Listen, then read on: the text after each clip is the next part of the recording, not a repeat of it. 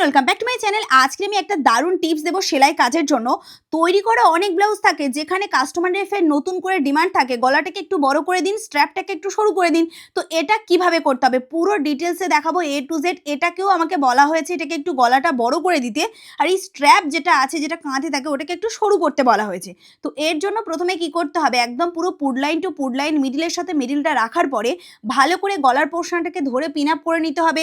Same to same প্রসেসে back পোর্শনটাকেও এরকমভাবে ধরে নিতে হবে, প্রত্যেকটা জায়গায় পিন করে রাখতে হবে যাতে ছোট বড় না হয়।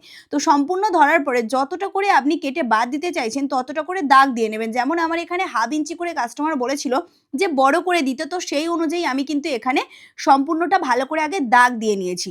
এরপরে দাগ কমপ্লিট হয়ে গেছে, যেমনটা ড্রয়িং করেছি হুবহু এখান থেকে প্রথমে কেটে নিতে হবে। পিন যেমন এখানে আমি করে রেখেছি এইভাবেই কিন্তু আপনাকে পিন করতে হবে, কারণ একটুও যদি সরে যায় তাহলে কিন্তু বড় ছোট হয়ে যেতে পারে। কারণ তৈরি হওয়ার পরে কিন্তু গলা কাটিং করা কিন্তু খুবই রিস্কের ব্যাপার, কারণ একটু আধটু ভুল হয়ে গেলে কিন্তু তৈরি হওয়ার পরে গলাটা বেঁকে যায়। তো সম্পূর্ণ কাটিং হওয়ার পরে দেখতেই পাচ্ছেন পুরোটা। এবারে আমরা তিরছা পট্টি কেটে নেব, কারণ ব্লাউজ তো অনেক আগেই হয়ে গেছে। এবারে বড় করার জন্য তিরছা পট্টি নিশ্চয়ই বসাতে হবে, পেপার পেস্টিংও বসানো যায়, কিন্তু তিরছা পট্টি এই সময়ের বেস্ট হবে। তো এখানে আমি তিরছা পট্টি কেটে নিয়েছি, আর তারপরে একটার সাথে একটা রেখে সেলাই করবো। আর মাথার দিকে বড্ড বেশি সূচালো হয়েছিল, তাই মাথাগুলো একটুখানি কেটে ছোট করলাম। আর তিরছা পট্টির দুটো কোণ মুখ দুদিকে দিয়ে দুসুত করে গ্যাপিং দিয়ে সেলাই করে দেব। তো এইভাবে সম্পূর্ণ তিরছা পট্টি যেগুলো অনেকগুলো স্ট্র্যাপ রেডি করেছি সবগুলো একসাথে জুড়ে নিলাম, জুড়ে একটা বড় স্ট্র্যাপ তৈরি করে নিয়েছি।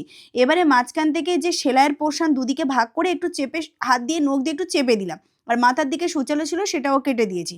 এবারে এখানে বসিয়ে দেবো, সোজা সাইডের সাথে সোজা সাইডটা রাখবো, রেখে এখানে সেলাই করবো। আর এখানে সেলাই করার সময় অনেকে ভুল করে, অনেকে মনে করে তিরছা পট্টি তাই জন্য টেনে টেনে সেলাই করে, আর যেটা সব থেকে বড় ভুল, ওর জন্য গলার ফিনিশিংও ভালো আসে না।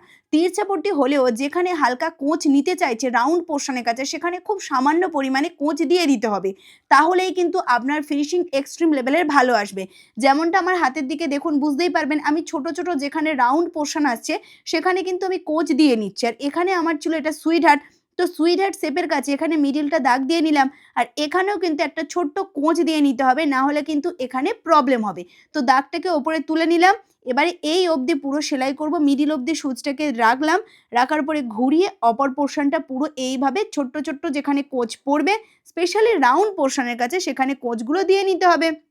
ব্যাস, কোচগুলো আমি দিয়ে নিচ্ছি, আর এখানে পুরোটা আমি সেলাই করে আপনাদের দেখাচ্ছি। আর আপনাদের জন্য কিন্তু একটা গুড নিউজ আছে, আমাদের কিন্তু নতুন অনলাইন ব্যাচ শুরু হচ্ছে, যেটা কিন্তু অল টাইপ অফ ড্রেসের ক্লাস। অনেকেই এসএমএস করেন যে ড্রেসের ক্লাস কি হবে না, কবে হবে? তো ড্রেসের ক্লাসটা হবে জানুয়ারি মাসের 20 তারিখ দিয়ে।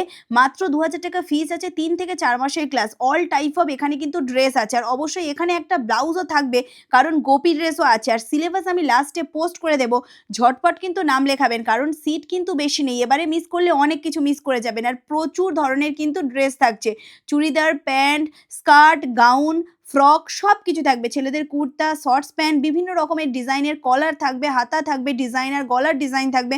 তাহলে সূত্রের সাহায্যে সব কিছু দেখানো হবে। আর সূত্রর সাথে সাথে আপনারা রেকর্ডিং ক্লাসও কিন্তু লাইফ টাইমের জন্য পেয়ে যাবেন। তাহলে অপেক্ষা কিসের, তাড়াতাড়ি এই নাম্বারে ফোন করে নিজেদের নামটা লিখিয়ে দিন। আর এখানে আর কি, এখানে আর কিছুই নয়, আমি এখানে ডবল ফোল্ড করে পিছনের দিকে নিয়ে এসে সেলাই করছি, এগুলো নর্মাল বিষয়। এখানে যে আমি সেলাইটা দিচ্ছি মেশিন সেলাই দিচ্ছি, এখানে কিন্তু অবশ্যই পরে হাত সেলাই করে নিতে হবে। তৈরি হওয়ার পরে দেখতে পাচ্ছেন কতটা সরু স্ট্র্যাপ হয়েছে, আর দেখতে ঠিক এইরকম হয়েছে, একদম পারফেক্ট ফিনিশিংয়ে চলে আসবে। আর কাঁধের কাছেও কিন্তু কোনো প্রবলেম হবে না। আর ব্যাক পোর্শন থেকে দেখিয়ে দিচ্ছি অনেকটা বড় হয়ে গেছে, আর অবশ্যই হেম সেলাই করে নেব। আর অনলাইন ক্লাসের জন্য নাম্বার, এই নাম্বারে ফোন করে নিজেদের নামটা লিখিয়ে দিন।